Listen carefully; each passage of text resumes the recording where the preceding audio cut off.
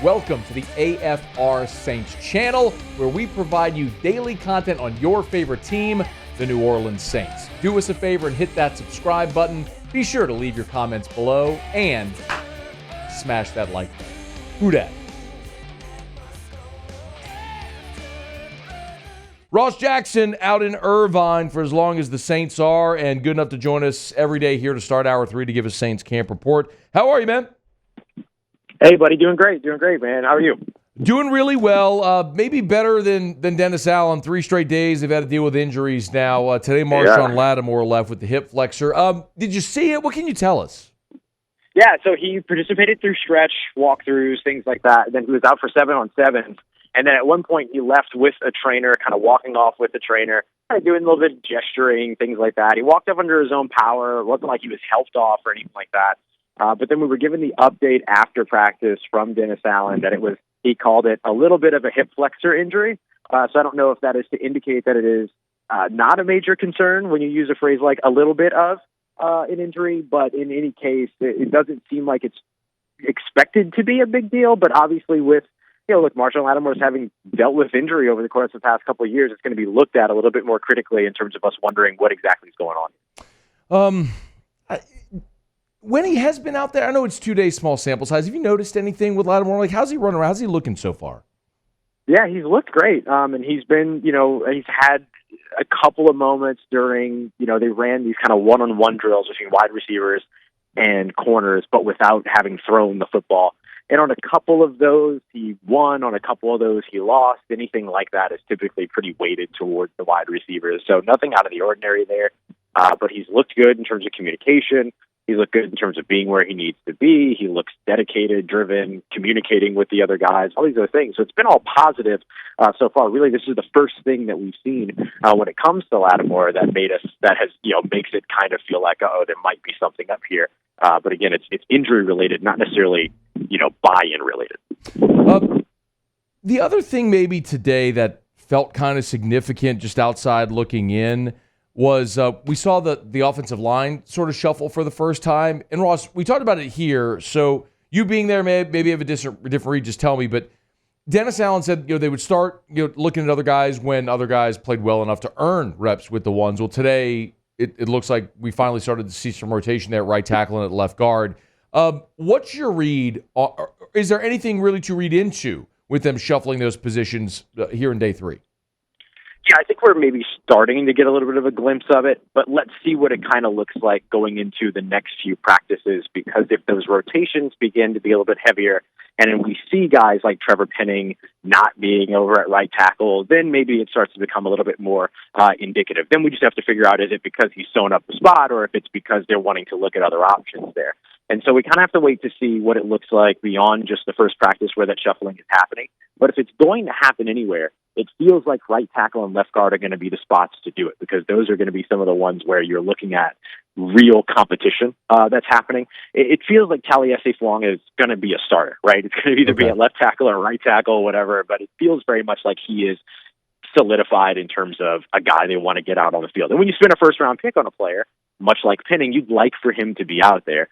So with center and right guard kind of being sewn up, those other 2 spots are going to be the big ones that will continue to rotate. So it's going to be interesting to see maybe who returns to right tackle, who returns to left guard at the beginning as they begin to now start to look at some of the other players that can be there. And then the next piece of it will be, do we see some of these other guys start to fall back into second, third team reps, and what that might be indicative of. Any observations whatsoever about Fuaga so far?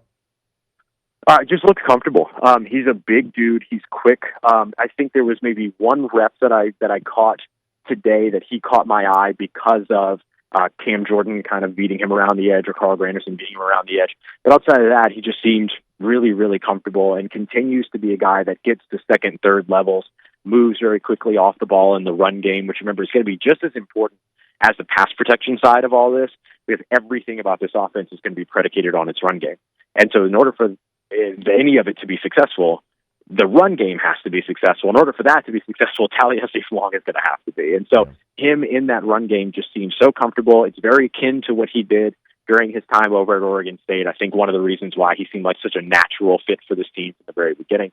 And so far, he's been able to make good on that. Ross Jackson, Locked On Saints. He's on Twitter at Ross Jackson Nola out there in Irvine with the Saints. Day 3 wrapping up. Dennis Allen also spent some time talking about the defensive ends, and I'd kind of like to take these one at a time to talk about it. I want to start with Isaiah Foskey because Dennis Allen's comment after was that the arrow was kind of pointing up. Why?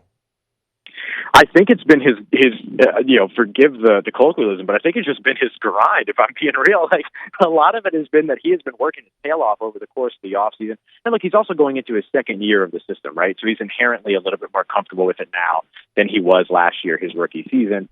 And so over the offseason, he spent some time, during pass rushing camps and things like that, working with Cam Jordan. My understanding is that he was also working with Aaron Donald's pass rush coach or defensive line coach. And so he was working on training and all that stuff with some of the guys, some of the best trainers that have trained some of the best guys in the NFL and some of the best guys and working directly with some of the best guys in the NFL himself. So I think that has allowed him maybe unlock a little bit more in terms of what his pass rush repertoire looks like, how to string together moves, things like that, and maybe how to understand opponent leverage a little bit. Seems a little bit more comfortable in all of those areas so far throughout OTAs, minicamp, and training camp, all kind of encompassing. Well, another guy that was a draft pick that they're expecting a lot of or hoping to get something out of is Payton Turner. Any hope of this guy making the team and actually making something of that first-round draft pick, Ross? Yeah, I would say that there's definitely a desire and there is hope that exists, but I don't know that I could say that there's hope that it will happen, right? I think that it's tough when you've got a guy who has shown you all the talent. I mean, we've seen the flashes in terms of what it is that he's able to bring. It hasn't consistently really been a question of can he be an impact player or can he bring some impact to his team, and has been can he stay on the field? And that's a really hard question to answer without actually doing it. And so we're talking about a guy that has played no more than 170 defensive snaps in any season so far since he's been drafted. They declined his fifth-year option. He's going into a contract year. This is the most important year of Payton Turner's future, not his career so far, anything like that. It's about his future and looking forward.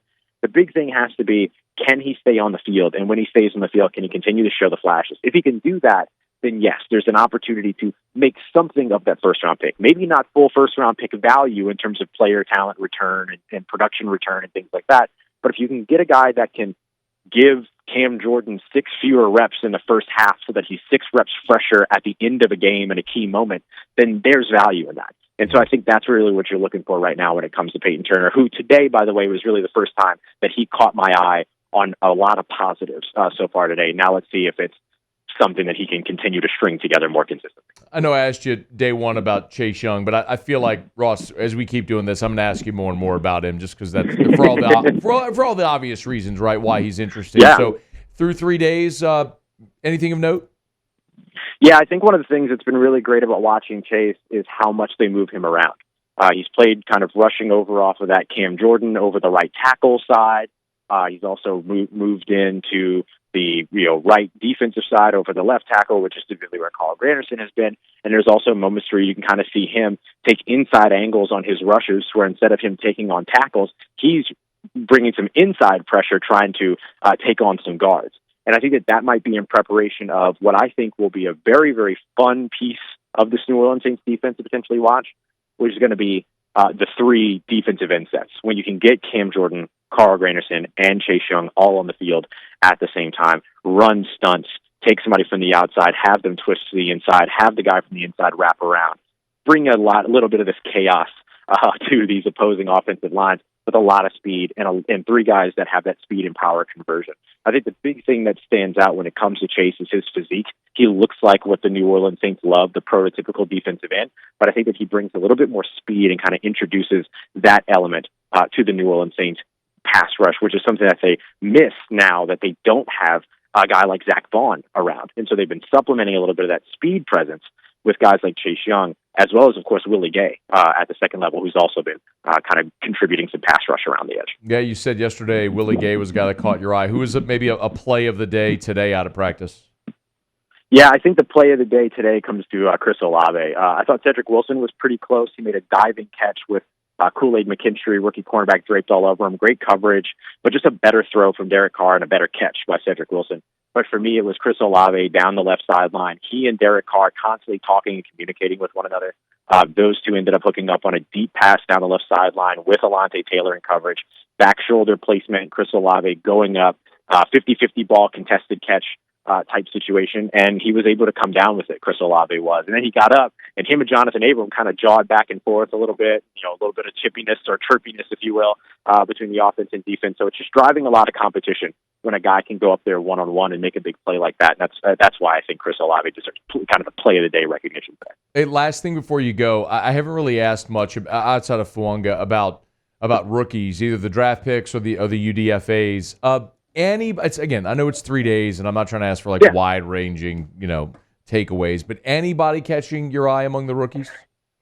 I know I just mentioned, him being draped all over Cedric Wilson, and Cedric Wilson still making a catch. But look, Kool-Aid McKinstry has probably been the most impressive rookie for me so far throughout camp. He is just a physical dude. There was, I mentioned earlier they were kind of running those one-on-one drills, but without an actual pass. So it was just wide receivers and corners just matching up with one another. Kool-Aid McKinstry absolutely stonewalled A.T. Perry at one point right off the line of scrimmage. He is just a big physical dude, loves to get his hands on a receiver, loves to play that press man corner system. He is such a good fit for what it is that Dennis Allen wants to do here in New Orleans, and he has had several other standout moments, different plays and things like that through, team drills, 7-on-7s, things like that. He has been the guy on that rookie class that has stood out most consistently to me by making some big plays. He is Ross Jackson. If you are not subscribed to Locked On Saints, what are you doing? Favorite podcast app or YouTube? Go subscribe to Locked On Saints. Make sure you follow him on Twitter as well, at Ross Jackson Nola.